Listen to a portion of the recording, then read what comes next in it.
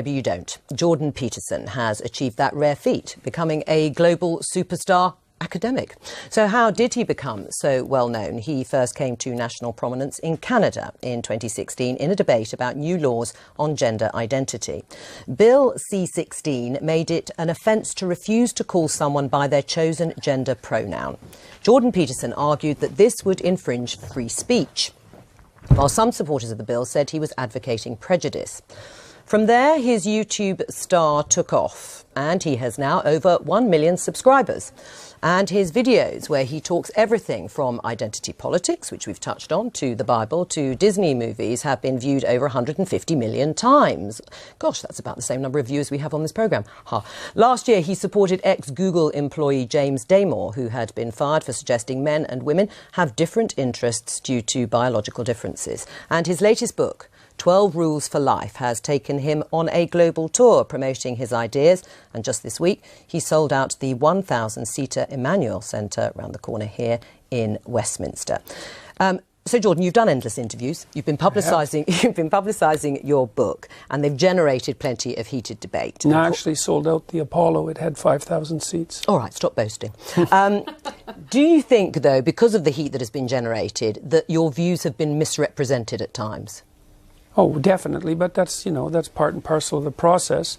I did take a very forceful stance, let's say, against some of the excesses of the radical left-wingers, and it's in their best interest to paint me as somehow a figure of the extreme right, because then I don't have to be contended with. But, I mean, it's easy for people's views to be oversimplified in a very large public debate.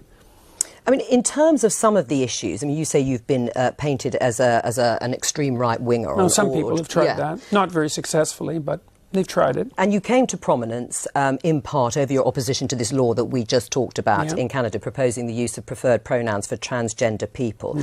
Just for clarity... Mandating them. Yeah. Right. Saying that you should do it. No, but that you had to do it. Right, you had to do it by law. Right. But just for clarity, do you think a trans woman is a real woman? I don't really like the way those questions are formulated. I don't know what that means. What do you mean a real woman? Well, I'm asking you, in your mind, it depends what you think a real woman is, but do you think a trans woman is a woman? No. Why not? Because I think that women are capable, generally speaking, of having babies, and they have female genitalia, and they have an XX chromosome, and I think the biological markers are relevant. Doesn't necessarily mean that I don't think that people should be treated with respect and dignity if they happen not to fit easily into a gender category. That's a different issue. Right. But it's a matter of definition. And I actually think it's a foolish argument in some sense. Because what do you mean by real? Well, I mean, you've just clarified that, though. You don't think that a trans woman is a woman. And do you think that that is what is behind or explains your opposition to this idea of a law mandating you to use a preferred pronoun, is because you don't actually believe that that's the truth, that a trans woman is a woman and therefore you can't use that pronoun? No, that's not my argument at all. Really? Yeah, really. My argument is that the government shouldn't compel voluntary speech. No, but I know what your argument is, and you've made it very clearly. But that's exactly it. There's no motivation behind it. But you don't believe I wouldn't put is everything on online in my life to take the stance I did unless I had thought that through very deeply. And I've thought it through very deeply. There aren't hidden motivations that have to do with some arbitrary prejudice against trans people. Okay. It's pure and simply this. There's never been a time in English common law history where the government compelled speech, and the Canadian government dared to do that. And that was unacceptable. And they masked it with this show of compassion for the oppressed, and I don't buy it. Right, but you would, as I think you said, at an individual level, if somebody asked you, somebody asked you to use a particular pronoun, you would do so. Well, I have. You have? Yes. Right, fine. Yes. Let's talk about feminism. Are you a feminist? No, not as it's currently defined, certainly not. No, well, in any other definition? Well, I think that anybody who doesn't think that the competitive landscape should be opened up for equality of opportunity is not thinking. And so everyone's interests are better served if people have as equal access to opportunity to display their talents and to manifest their talents in the world as possible. So in that sense, certainly. But feminism now, and this is why it's so deeply unpopular, a very small minority of women in the UK identify as feminists. And the reason for that is it's primarily become an ideological weapon. And it's an ideology that I detest, actually, the ideology that it's associated with, collectivist ideology. Right. I mean, OK, and that's your view about feminism. Aisha, are you a feminist? Oh, absolutely. I'm a very proud feminist. And when I was a special advisor in government, I worked on women and equality issues, and I'm very proud, actually, of a piece of legislation I got on the statute book with my former boss, Harriet Harman, the Equality Act in 2010, which strengthened our anti-discrimination laws. And I fought very hard to get more women into public life, into the Labour Party. And I'm very, very proud of being a feminist, hence my pink dress. Oh, well, all right. Obviously reverting to type then in the pink dress. Absolutely, well. You would like men to regain or reclaim their strength physically, mentally and morally. Is that broadly correct? I would say morally, fundamentally, but I think the other things go along with that. Right, and if that but it isn't men precisely who I'm speaking to. It's people. I'm a clinical psychologist. I'm actually interested in individuals, and I'm interested in their fortification against tragedy. You know, every time I do an interview, the interview is always political. It's always political. Well, the clue is in the title of this programme. We are the Daily Politics. No, fair enough. No, look, fair enough. And I'm not casting aspersions at this programme, but the fundamental news that's important about what I'm doing isn't the political element. And the people who talk to me don't talk politically. They say they've watched my lectures. But part of it is that I think for a lot of people the kind of personal does become the political. Or the political becomes the personal. Yeah, and I think in terms of but in this situation, a lot of people are wrong, because primarily what's happening is people are watching my lectures, and as a consequence, their lives are improving dramatically. Oh, I'm sure they are. I'm sure people are have had a huge conversion after, and they're much happier once they've been. It's not a conversion. But what I would like to do is kind of almost.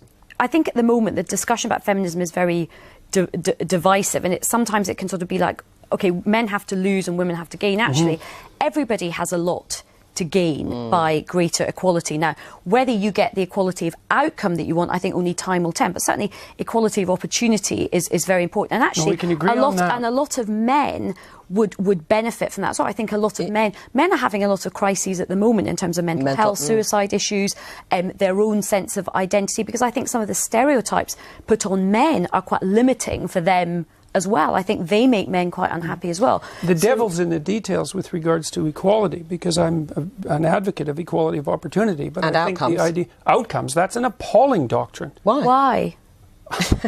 All right. Well, because you have to produce an unbelievably potent bureaucracy to make the ever greater and ever finer distinctions that are necessary to enforce equality of outcome. How many group differences are you going to equalize across? Is it just gender and sex? How many genders? No, gender and ethnicity? How many genders? How many ethnicities? How many races? We'll let Aisha answer. I think what people are trying to do with this, and certainly as somebody who has sought to sort of do this myself, I think you set yourself ambitions for what you would like to see, and then you try and remove as many of the structural barriers and obstacles. So you try and create that fair crack of the whip and that equality of opportunity to see where you get to with the outcomes. That's now, fine. We are in very early stages. It's only 100 years since women got the vote in this country. We have had a long-established patriarchal society and set up for a long time in the world in this country. So I think we have a long way to go to see where it plays out. There is no country in the world where we really do have gender equality properly yet in terms of real decision making and real some of the power. Scandinavian countries maybe, but they're still not quite there, and I think you've spoken a lot about this. There's still a way to go in Scandinavia. Things are not perfect in Scandinavia. I haven't spoken about that specifically. I've spoken about you spoke about the right stuff yesterday. You talked about the Scandinavia. Well, I've spoken about the fact that, see, one of the things that's happened in the analysis of the differences between men and women is that the social constructionist claim is that the differences are socially constructed, right? Is that it's a consequence of environment that men and women differ.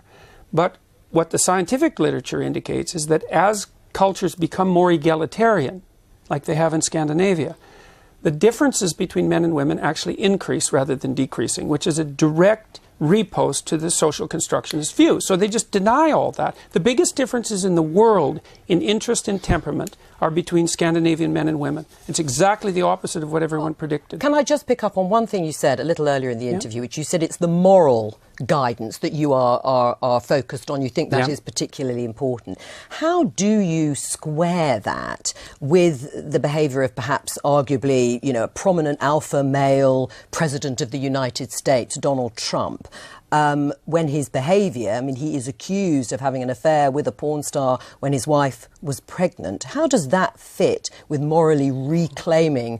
Well, I would say that was rather clearly immoral. Right. Yeah, but you would still, not to be a target for emulation. But you still would have voted for him over Hillary Clinton as an identity politics. I mean, it's just how none of that was on the logic? table. And I said I might have voted for him on a whim. That's all. But you also did say you started out feeling quite close to Hillary Clinton. Can I just come on the very quickly, because we've got to move on. In a way, I don't care what Trump does in terms of his private life, but what I don't have is him stopping or potentially stopping other women having agency over their reproductive rights, and lots of men taking those decisions. It's all about where the moral outrage lies and what's more morally outrageous in people's eyes. Is it his behaviour or the identity politics for you on the... Anyway, we'll have to discuss this another time.